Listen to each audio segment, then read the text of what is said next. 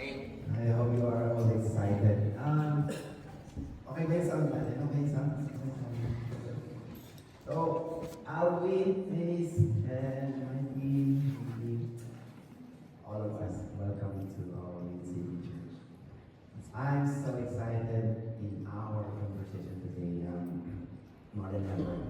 1 month, 4 weeks na ako nagtatayo. This is my third week with Tito Sally. Next week, I'll be going back in Singapore, but I'm still really happy to see you always here in our Sunday conversation. Allow me to pray first before we start our conversation. Hallelujah. Father, we thank you once again for it's an honor to be in your church, Lord, as we gather together to fellowship and to study your word. Lord, touch each one of us, Lord, so that we can hear the very message of your word and we learn from that, reflect it in our daily living, and be a blessing to other people. So bless us, Lord, in our needs, and be with us. This we pray in Jesus' name. Amen. Amen. Alright. We have to bear with me because we are having this conversation introducing some prominent character in the Bible. So the last 2 weeks, I hope you learned. You learned something from the last 2 weeks now? Yes? Okay lang. Okay lang. Okay lang naman. So, the first week of March, dali lang na, aking signal. First week, ayan. First week of March, I shared the life of Thomas, and we've learned how Thomas portrayed the character of really wondering how to be with Jesus. He wants to make sure that he's reflecting the life of being a believer. Pero, because of his doubt, I think we've learned from this conversation that our life testimony should lead others to see God's glory. So in whatever circumstance, as long as we believe in the Lord Jesus Christ, we don't need to really have that kind of burning bush or something that great miracle to say that we are a believer. But instead, our life should really reflect na pag tinignan mo pala yung isang Kristiyano na to, walang question mark. Ayun siya, Kristiyano pala siya. Dapat, it's a period, wow, I am a believer and a follower of the Lord Jesus Christ. So that's Thomas. I think last week, we also had this conversation about Peter. A very short narrative, the experience of Peter after the Lord Jesus Christ died.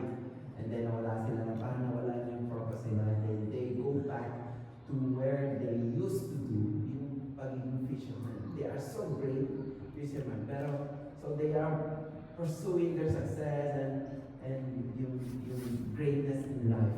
But then again, even though their great experience, wala silang nahuli, no? But then the Lord Jesus Christ, even just a carpenter mentioned, just throw your net. You know the obedient life that we should have? I think that's the key. Our fruitfulness is tied to simply abiding the Lord Jesus Christ. And then greatness will follow, success will follow in our life. Okay? So you are excited this week. And you ask, who do you think I will introduce today as ating conversation? Do you know? Can I hear a name? See? Mark. Oh, saya. Mark? Gusto mo? Malapit na. Letter M then. Letter M. Matthew. Okay, I will be introducing Matthew. This is a very nice conversation. The life of Matthew. The first time na na-encounter niya the Lord Jesus Christ. Ito, I mentioned this.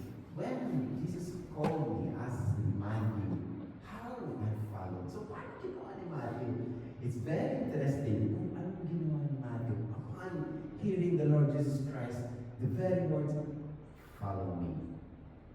Anong ginawa niya? So, I hope we have this, yung enthusiasm and willingness to really learn from the life of Matthew, how he responded when he heard the word, follow. Now,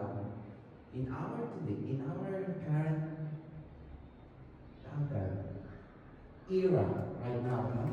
When we see the word follow, ano yung naiisip nyo? You're somehow skeptic, di ba? Pagka sa social media, no, when someone asks you, "Hey, can you follow me?" Somehow you are so skeptic. You mga scam yan, no?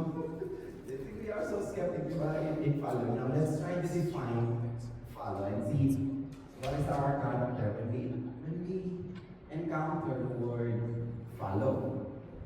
Okay, the meaning of follow, according to Google, according to the dictionary, you go behind or walk behind. Pastor, I think hindi ako yan. I'm a leader. Gusto ko akong nasa harap. Ayaw yung follower ka lang. Ako yung nasa harap sa negative sa akin yan. Another meaning of follow is abide. Adhere. Sorry, lampas ako. Hindi lang, okay lang. Abide, adhere to comply. Okay. I'm good at it sometimes. Compliance, di ba? Minsan nag-fail naman ako. So, nahirap din naman ang word follow. The other meaning is pay attention. Pay attention.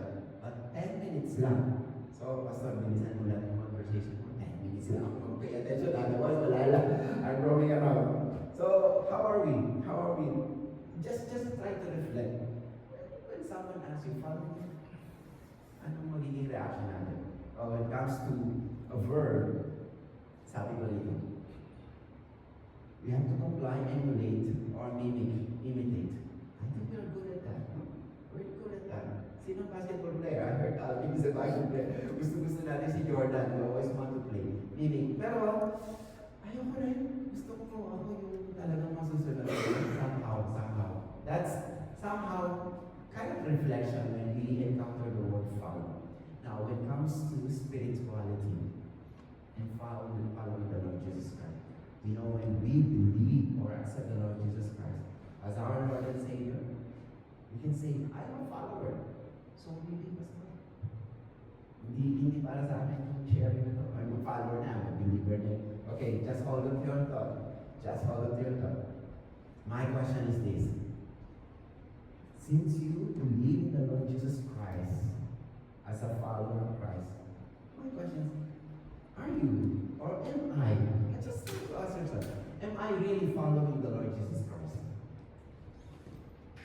In every circumstance, in every day of our life, am I really following the Lord Jesus Christ? You know, when we say follower, it's not a point in time that you accepted the Lord Jesus Christ as your Lord and Savior and you become a follower. Stop now. It doesn't stop there. I think that's where we are missing the target. Following the Lord Jesus Christ is a progressive thing, or it's a progressive action. And that's what we are going to learn today. How is it? What is the life of following the Lord Jesus Christ? Progressive. It's a bit of progressive. No? Later, you will see what is it like to really follow the Lord Jesus Christ, because it's not just accepting the Lord Jesus Christ, follow Christ, but when I say progressive, later you will understand why. We have to make sure we follow Him all the way. Okay? Now, for the sake of our conversation today, the context of our conversations in the life of Matthew, they are so familiar with belongingness, in Judaism. Para lang, when I try to read the context or the text we have it today, you will understand, ganun pala sila. They always want to belong, make sure those who belong to Judaism do this practice. Otherwise, you will not belong to this group. So one of those prominent, I would say, ano yung tawag ko? Distinct character ng Judaism is you have to be circumcised. So mga lalaki, make sure if you are part of Judaism, you are circumcised. And the other thing, they observe Sabbath, meaning the day of worship, wala talagang trabaho. So that's belongingness. It's very important for us to understand this belongingness in Judaism. Nowadays, I'm sure we are having this kind of character. Unknowingly, nagiging parang exclusive yung group natin. See if you encounter these words. First one. In our time, ayoko sumama dyan. Ang social lang yan eh. So, when someone mentioned that kind of words na pang social lang yan. Meaning, parang there are disparity or may separation na ako hindi social, sila social. So, mayroon ng unknowingly, nagkakaroon na ng belongingness na dyan. O sa mga sports enthusiasts, ayoko makipaglaro dyan. Beginner yan. Si Master ulit. Master ulit. Naku, lakad ng may pera yan. Have you encountered this kind of conversation? Ayoko muna dyan kasi parang pag sumama ako sa kanila, parang ako yung pinag-uusapan. Have you have that kind of observation nowadays? No? Or, eto na, being a Christian. So parang in your own aspect, in your own right, we think na, okay, I'm so righteous. Ayaw ko na sumama dyan. Why? Because baka mahawa ako eh. So in that sense, nagkakaroon na talaga ng distinction, yung belongingness ng group. Which, I think the Lord Jesus Christ, here in our conversation, broke the norm of this kind of belongingness. Now, the problem is that our norm becomes exclusive and sometimes we neglect others. We have to be conscious na sa ating sarili, even in our group, or even with your friends, or sa mga kaibigan natin. Sometimes, you need to realize, you become so exclusive talaga. So, we will learn today how the Lord Jesus Christ invites a person to break that norm to enter a relationship. Ganda ng conversation natin ngayon. I hope you are ready. Nasa introduction pa lang ako. I hope you are ready. Really observe the way the Lord Jesus Christ invited one person to enter a relationship. That's the kind of invitation the Lord Jesus Christ is extending to all of us. The title of our conversation today is Follow Before Understanding. You will see later in our conversation how Matthew reacted. The first time na nadinig niya yung word follow me, he didn't ask, but he responded to that words of the Lord Jesus Christ without even getting the reason behind why he has to respond to that invitation. Alright? Follow before understanding. Now, I want to go back again in our conversation about follow. Now, this follow in our context today, it's not a kind of invitation na parang kaibigan mo lang. When the Lord Jesus Christ asks you to follow, in our context, parang kaibigan mo, matalik na kaibigan mo. It's not this kind of invitation. Pre, follow me. O, tapos ikaw, yung parang natalala ka, saan tayo pupunta? Sumunod ka rin, baka masaktan ka rin. A close friend, di ba? Sumunod ka rin lang. Masasaktan ka rin. It's not that kind of invitation. Now also, as you observe, when Matthew responded, or when we respond to the very invitations of the Lord Jesus Christ, it's not because you follow because you're lucky. Maybe you're not lucky. But you have to really understand why we have to act to that invitation. Not because you're lucky. Or you don't have a choice. You have a choice. To that invitations of the Lord Jesus Christ, follow me, you have the choice. But when you respond, this is what I'm trying to say. When you respond to the very invitations of the Lord Jesus Christ, follow me. I think that's the most wonderful act that you can do in your life. Even beyond understanding. Muna natin alamin, why should I follow? Here, in very narrative today, you will see how Matthew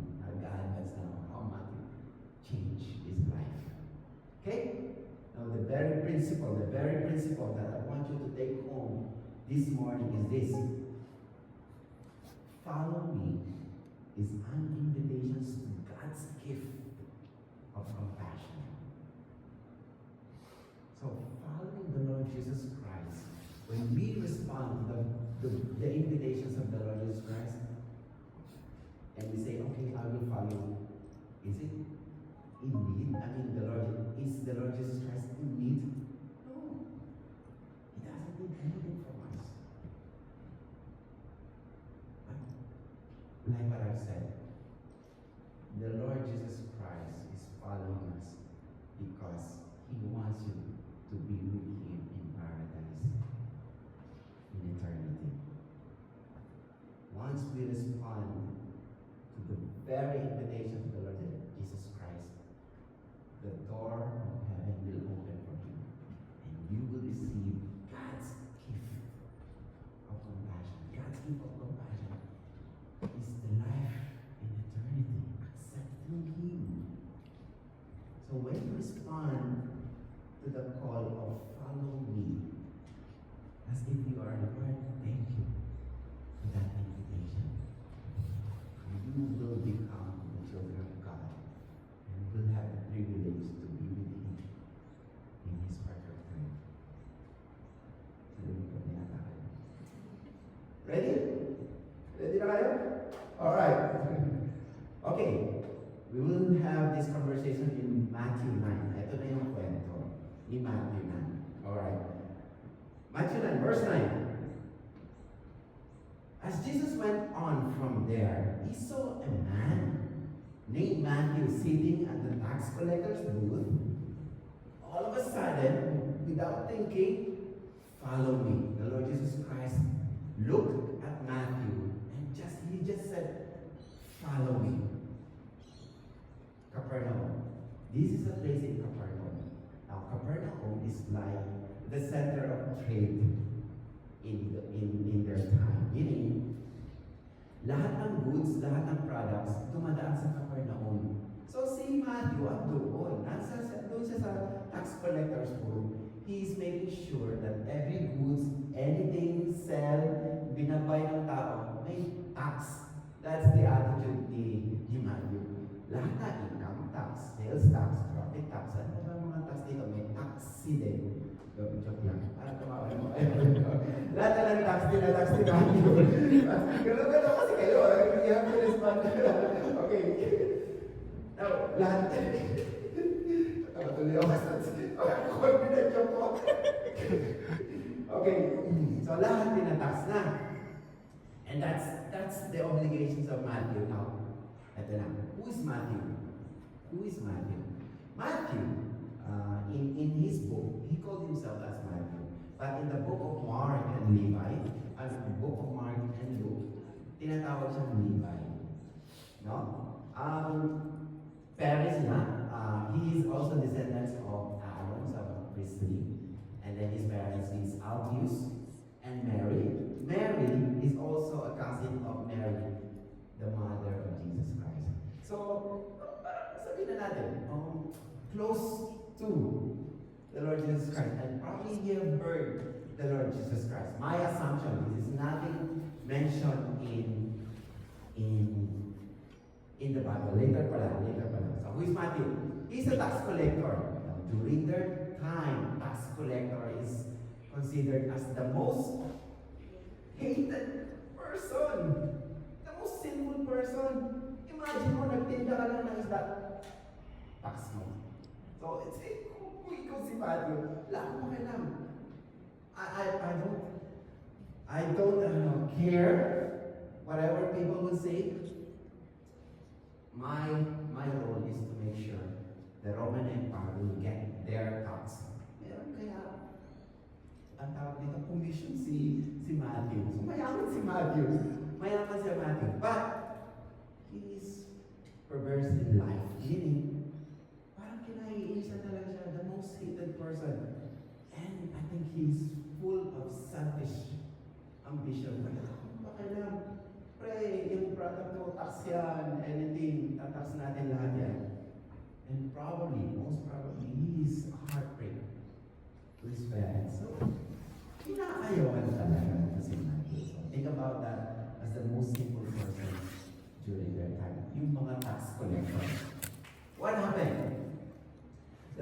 Christ said, follow me. What happened? Ano ginawa ni Matthew?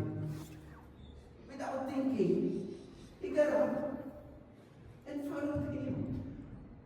He never asked. He just got up and followed him. So I was thinking, why?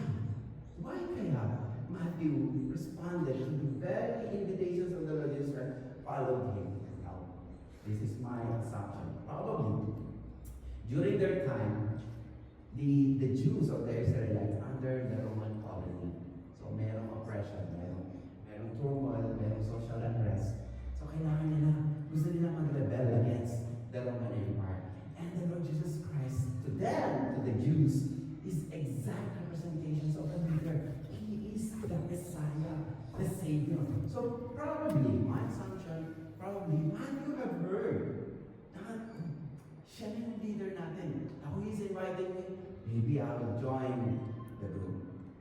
So without hesitation, without asking, he got up and followed the Lord Jesus Christ. But you know what? That's probably Matthew's perspective. Now let's talk about the Lord Jesus Christ. You know what? When the Lord Jesus Christ asked Matthew, sorry, when the Lord Jesus Christ asked Matthew, say, follow me. The Lord Jesus Christ just proven enough that He never choose anyone, whatever status in life. He cares in every walks of life. Kung sa tao, kung sa iba sa Jews, the Israelites, Matthew is the most simple person. But can you imagine the Lord Jesus Christ is walking and looking at Matthew? You follow me. That's exactly how the Lord Jesus Christ so much concern, even in our time today. He doesn't really care of what is our status.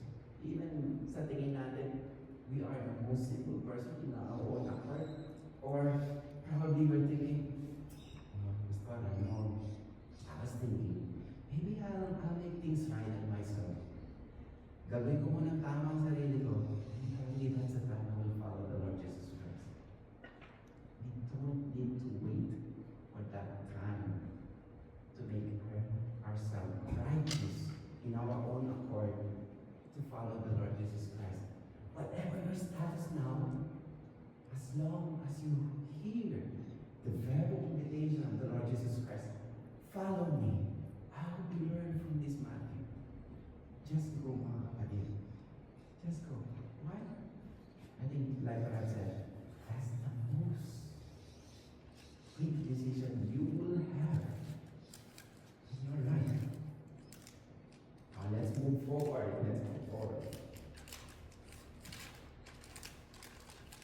While Jesus was having dinner with at Matthew's house, now this dinner, it doesn't happen just overnight, no? So, di ba? In-invite si Matthew, follow me. They went, sabi ni Luke, it took some time, probably a few weeks. They follow the Lord Jesus Christ. So Matthew have heard the teaching of the Lord Jesus Christ. When they get back to Capernaum, when they get back, siguro si Matthew was so excited. Mayaman to si Matthew eh. So nagtro siya, barbecue tayo sa bahay natin. Sino mga kaibigan niya? Tax collectors and sinners. Sabi siguro ni Jesus Christ, hey, invite mo lahat. No, invite mo lahat mga kaibigan mo. So, while Jesus was having dinner at Matthew's house, many tax collectors and sinners came and ate with the Lord Jesus Christ and His disciples. So, can you imagine the scenario? Ito na yung belongingness. Can you imagine if you are probably a Jew? In my own perspective, there's good people, there are bad people. How come magkasama sila? And this is a very no-no to the Pharisees. Ito na yung scenario. This is what happened. When the Pharisees saw this, they asked His disciples, why does your teacher eat with tax collectors and sinners? So can you imagine the thought of Pharisees? Actually, in the book of Luke, may sinabi si Book of Luke, sabi dito na, nag-murmur sila. They don't want the Lord Jesus Christ hear kung anong tanong nila. So they talk to the disciples and murmur, why? Why the teacher is eating with tax collectors and sinners? So why do you think the Pharisees asked this kind of questions to the disciples? Yung belongingness niya. This is where the belongingness happened. The Pharisees who value holiness and purity of the law do not go along with the outcasts or tax collectors and sinners. Ayaw nila yun. So they want to make sure, if I'm the Pharisee, kapag ikaw outcast ka, ay makasalanan ka, hindi ka pwede sumama dito sa Judaism. They have to make sure that only those in righteous life, in this kind of righteous life, belong to the Judaism. So minemaintain nila yun. Kaya sa kanila, they are so amazed. It is so puzzle to them why the Lord Jesus Christ is eating with the sinners and tax collectors. So, kumbaga, siguro may principle din yung mga Pharisees. When Jesus is dealing with the tax collectors and sinners, di ba alam ito? You get a man is known by the company he gives. Parang, kilala kita kasi kilala mo yung mga kaibigan mo. Di ba? Parang ganun. Siguro ganun, that's the judgment na ginawa ng mga Pharisees when the Lord Jesus Christ was eating with the tax collectors and sinners. Now, what happened? What happened? Ano nangyari? Ito na yung teaching. This is the very teaching of the Lord Jesus Christ during that time. On hearing this, Jesus said, it's not the healthy who need a doctor, but the sick. So, probably you know the meaning of this. In chapter 9 of Mark, merong instance when the Lord Jesus Christ healed a sick man. So, healed niya yun. Pero after the healing, ano ginawa ng Panginoon Jesus? Your sins are forgiven. So, forgive. And then the scribes mentioned, it's a blasphemy. Only God can take away sins of the people. So, hindi nila nakatanggap. So, itong scribes and the Pharisees, they hated the Lord Jesus Christ kasi nga, sa kanila, blasphemy yung ginawa niya. And now, again, the Lord Jesus Christ mentioned, it's not the healthy who needs a doctor, but the sick. Meaning, those people, tax collectors and sinners, they are not sick physically, but spiritually they are sick. So now, I'll give a scenario. If you are Matthew, and then the Lord Jesus Christ is talking to the Pharisees, these people, they are sick. They are sick and they need help. And then this Matthew, Lord, dito kami. You tell us na sick kami. Siguro sabi ni Nicole, Matthew, you got that. Ayaw nga, no? Tax collectors, sinners, cheers to that. So, admit ko lang yun. So maybe that's the conversation, no? And then the Lord Jesus Christ, you know what? The Lord Jesus Christ, this is the learning that we can have. Forget about that. Hindi naman kayo kasi tumawa sa joke. Forget about that. Now, this is the learning that we can have. The Lord Jesus Christ is with the tax collectors and sinners. Why? Because the Lord Jesus Christ wants a change in their life. And that is exactly how we should portray our life. Sometimes we become so exclusive kasi nga we become so righteous na ayaw naman sa mga sabihin natin unbeliever. No, you should go along. But the thing is, sometimes when we go along with unbelievers, we walk with them as if parang tayo na yung nahawag, as if our life is no longer believing in the Lord Jesus Christ. But instead, the Lord Jesus Christ knew how these tax collectors and sinners need help. He was there because He wants them to experience personal relationship with the Lord Jesus Christ. That's the beginning of a changed life. Sana ganun din tayo. We become so conscious when we are with other people or our friends. We become so conscious that it becomes a prayer that those people need the Lord Jesus Christ, not us. We just represent the Lord Jesus Christ. But they need Christ. They need change. So be with our friends, but make sure we become the influence of the gospel of God. Amen? Halfway pa lang tayo. Malapit na. The transition. So, from being a tax collector, now following the Lord Jesus Christ, and now the Lord Jesus Christ is explaining, they need help. Look here, the Lord Jesus Christ mentioned, but go and learn, sabi sa scribe, what this means. I desire mercy, not sacrifice. For I have not come to call the righteous, but the sinners. You know, those Pharisees and scribes, they are so familiar with those sacrifices. Actually, the Lord Jesus Christ mentioned in the Old Testament, the book of Isaiah, chapter 6, verse 6. Sabi niya, I desire mercy, not sacrifice. Now, let's talk about this mercy and sacrifice. You know, sacrifice, as a traditions of the Jews, they offered animals, anything green or money, just to make sure to cleanse themselves from any unrighteousness. Anything na nagawa nila na mali, they make an offering. That's sacrifice. They so accustomed to that kind of tradition. Now the Lord Jesus Christ is telling, we are no longer bound in this sacrifice, but receive the very mercy of God. Because it is the gifts of God's undeserved kindness and compassion to you.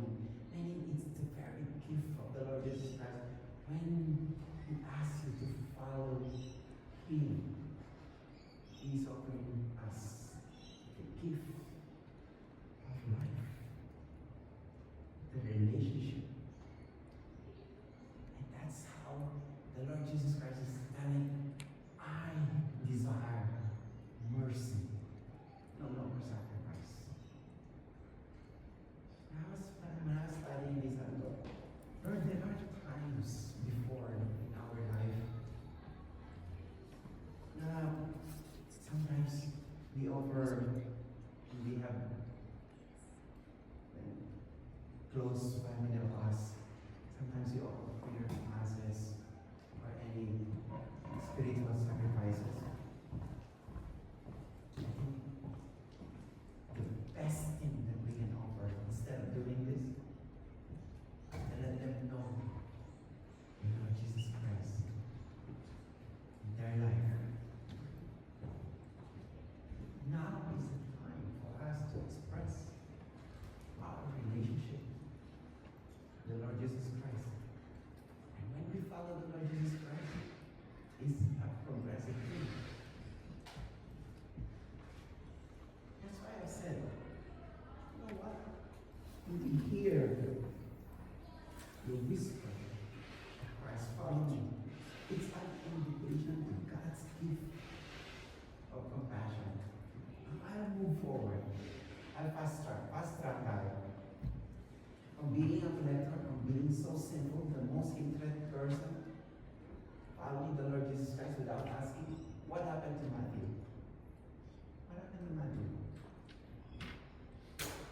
Matthew became one of the 12 apostles of the Lord Jesus Christ. And then he wrote the fourth gospel. Change the life of Matthew. Very simple person. At the disciple of the Lord Jesus Christ. Sana ganun din ang buhay natin. There's an invitation from the Lord Jesus Christ Himself. Mga kapatid, go. Just go. Beyond understanding. Let along the way, try to understand how Christ, as you enter a relationship, will change your life, will change your perspective as a believer of Christ. And when I say earlier,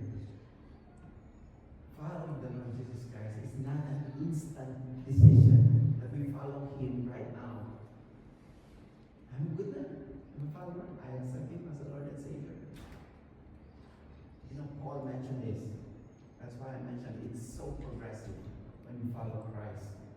Paul mentioned this. Follow me as I follow Christ. When we follow the Lord Jesus Christ, other people, our family, our friends, they're looking at us. And that's the way they will follow us as we follow Christ. The same attitude. Sabi ni Peter, follow my example. Why? Because I'm following the Lord Jesus Christ. That's exactly what we should do in our life. We follow Christ. It is progressive. Why? Because our family, our loved ones, our friends is looking at us and may follow us. Let it be that our life becomes a testimony or an instrument for them to know Christ as well. It started with a simple invitation of follow me. Amen? As I close, I said here, it becomes a prayer to everyone. Lord, let me be the example as I follow you. Anak, kung ganun ang buhay natin, it becomes the example of the very words of the Lord Jesus Christ. His compassion, His love, His kindness, His righteousness becomes the reflection of our life. And as we follow Him, we become the example.